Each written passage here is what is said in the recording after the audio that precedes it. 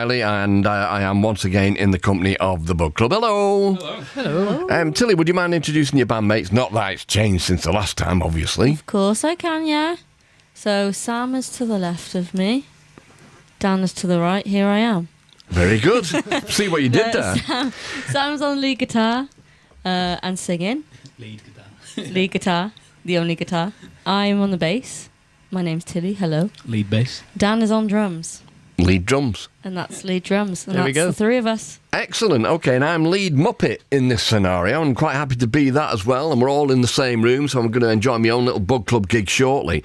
But before we go any further, just one thing, actually. The most important thing about being a DJ is having a DJ song. Just don't forget to mention whose show it is or when and where it's on. Quite possibly the best jingle in the history of radio. Thank you very much. Can I just ask you whose idea it was to do that? Because when I first heard it, I thought, right, okay, we need to put a stab on the end of that. And I thought, what an idiot. What an absolute idiot you are, Mark. That's the whole point. No, we did a load. I think you had 5 of them, but I think there's probably about 20 of them knocking around if you want any more. Well, there's 2 that we play mainly, and the other one is about me and Gid being mates and stuff, you know. And I tell you what, I mean, we don't really have that many opportunities. It's a boring fact, but there's no news in this particular programme now with the slot that we're in. So there used to be more junctions and stuff and times for jingles, so we don't use them as much. But anyway, just a work of genius, absolutely. I think we were getting carried away with too many words on them for you as well. So Yeah, they were way too long. The least amount of information. One of them was. They wasn't. Yeah, I mean, we've had jingles before that have been longer than songs that we play on a regular basis. It doesn't really work that, but anyway, just brilliant. So you're from Monmouthshire. That's right, yeah. So we've not really discussed this before, but are you anywhere near Simmons Yacht? Not too far. No? How far? Half Well, I an mean, hour. Dan's from Kidderminster, Right. the drummer. But he's an adopted Welshie, you know. Right, He's adopted okay. in. He's close enough, you know. He's on the border still. Yeah, he tries his best, doesn't he, to be proper Welsh, doesn't he? But So I would say Simmons Yacht is kind of in between us and Dan. Yeah, we could go there for an afternoon, but we're like half an hour away. Something like that. Okay, I only asked because I want to see Mott the Hoople when they reformed in Monmouth. Yeah. And it was just round the corner from Simmons Yacht. And It's all for lovely, though. Oh, people who don't know it is wonderful, but I did take my binoculars and we did see the peregrine falcon. I was going to ask. Naturally, and there is a bird motif running through the record, which we shall talk about, well, actually now. So, Rare Bird, Hour of Song. So, it's going to take some explaining this, so I'll let you do it and not me.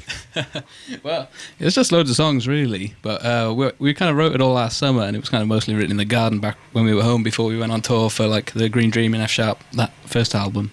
So we were just kind of writing every day in the garden, and then on all the demos there was loads of birds and stuff. So I think that just crept in a bit. Right. We'd just record them there. But yeah, it was. We were kind of trying to make it like a weird relaxation, like fall asleep tape kind of thing, with all the talky bits in between. But then it's kind of just like kind of loud songs that you won't really be able to fall asleep listening to. But it was. It's funny you should say that because the bird motif has come in again because, you know, like I say, we finished this programme at midnight, get home about 12:30, go to bed about 1:30, do a bit of work and just think I'm going to, you know, wind down a bit. And Gideon has got this contraption and it looks like the back of an alarm clock. It's got like, you know, keys on it and stuff. And basically it's got various different forms of relaxation. And some of them are a speech. And you can't, it's like, shut up, William, I'm trying to get to sleep. So that doesn't work. But the other one is birds. Yeah. Now, you see, but then, you see, I'm just about dozing off and I'll hear, ooh, and I go, an owl!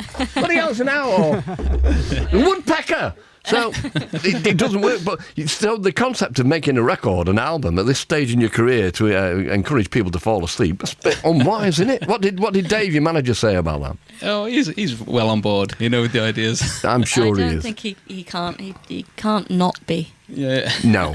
Are you listening, Dave? That's a warning. Yeah, Dave. You listening? Of course he is.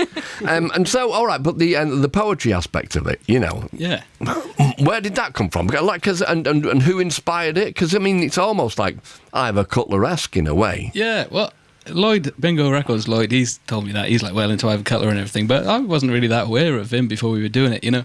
We just ended up with like a lot of poemy, wordy stuff. I thought, oh, this will be be nice. Actually, but that's kind of a lie. It was just kind of written after we were recorded most of the Yeah. album as well. It was kind very of much an afterthought, wasn't it? yeah. Really? We had a few In the ways it could studio. go, and then we just we kind of wrote them all in one hit, like when most of the album was done, Right. just to kind of tie them together, really, because I thought that's a lot of songs. Like you can't have it getting boring for us or anyone, you know. Do you know what I love about it? Apart from the fact that it's a bug club, is the fact that people by now, particularly people who listen to this programme, think they will have got the measure of the bug club, won't they? Because, you know, from the first go, when I was playing, you know, your tunes in lockdown and all that, and it immediately went, people were like me, oh yeah, this is great, you know. But they think the bug club, they will automatically think 2 to 3 minute perfect pop songs with rock and roll involved, and then you throw this curveball in. I think it's a brilliant idea. I really do. I just applaud you for it. Oh, thanks so much. But, yeah, we just kind of wanted to make it like a fun album, and there's like a book with it, you know, like Mr. Ben, he's like illustrated the stuff, so it's all the wordy, poemy story bits with like his great art along with it and stuff. And I think it's a double album. I think we just wanted to make it like a nice thing, you know. It's like we've seen them. They look cool. Yeah. I reckon. Great, We're really I'm pleased, sure. you know. Absolutely sure. So, since we last met, you've been to America. Yeah. Bit of an SAS job. Straight in, straight out. Yeah. But how was it? It was in New York, wasn't it? Because I know people who listen to this programme in New York, and they were all straining at the leash to go and see you. Was it a success? Was it, was a litmus test for going to America? Did it work for you? Yeah, it was great. Yeah. It sold out, which was mad. It was cool. We met a bunch of your listeners over there. They were all very friendly. Yeah, Yeah, of course you are. They're yeah. the best. And Yeah.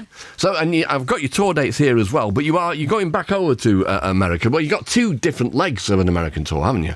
Yeah, I think that's the plan. We've got like 3 weeks over here starting next week, and then there's a day to get to America, and then there's like 2 weeks in America and Canada. So yeah, it's kind of all East Coast this time, and then in the new year I think we're doing part 2, the West Coast. Yeah, now I need to ask you, because obviously Dan I say obviously, I know this, but I mean Dan got married not so very long ago, and then he just disappears for a year. Yeah. Pretty much. Oh, Sorry, he's Anne. Yeah, I'm sorry, Anne, as well. You know, I mean, we should all be apologising, but you can't help being great and being popular, so that works, you know. Okay then, so the tour starts actually at Lip Hub in Newport in a couple of days' time. You got a special guest? Well, hopefully. I'm pretty sure it's pretty nailed down, right? I think so. Yeah, we've got the mascot to Newport County, the football club in Newport. Wow. Spitty the dog. He should be walking us onto the stage. Hype man. Wow. Yeah, you heard it here first. Yeah, absolutely. Well, I mean, Spitty the dog has got no choice now. Yeah, he has to now. He's your dad's okay. mate, so Is it definitely a dog and not a bitch? Well, I presume so. I don't really like to pry. No, that's a fair point. All right then. So we've got the Bug Club live in session. I will shut up now, and you're going to do a mini gig for us. Do you want to play? Do you want to tell us what the songs are in the order that you're going to do them? okay. Do you want to take it? No, you can take it, mate. Okay, I was just Go buying for myself it. some time. We can't all play saxophones. Then there's one called Cheap Linen. Then Can You Change a Thing Like This? Then Short and Round. And then Rare Birds. Brilliant. Okay. So you got to spin your microphone round again once, haven't you? Okay. Brilliant. Oh well, here we are at the Bug Club live in session with What They Just Said.